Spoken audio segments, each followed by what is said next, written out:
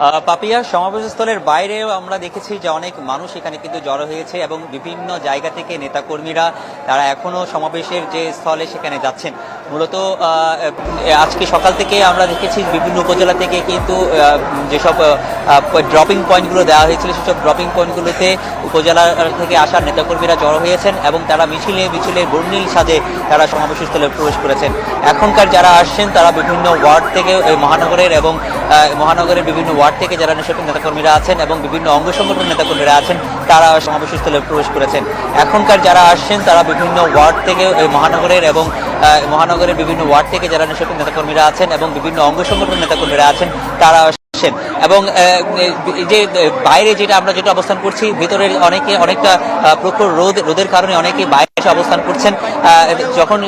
বক্তব্য বা মূল যে অনুষ্ঠান যখন শুরু হবে তখন তারা আবার ভিতরে প্রবেশ করবেন, যেহেতু এই জায়গাটা একটু ছায়া সেই জন্য তারা এখানে অবস্থান করছেন। তারপর আমরা দেখছি এখানে বেশ কিছু মানুষ এখানে জড়ো হয়েছে এবং যখনই এই মূল সভাটি শুরু হবে আর অর্থাৎ বেলা যখন বাড়বে আরো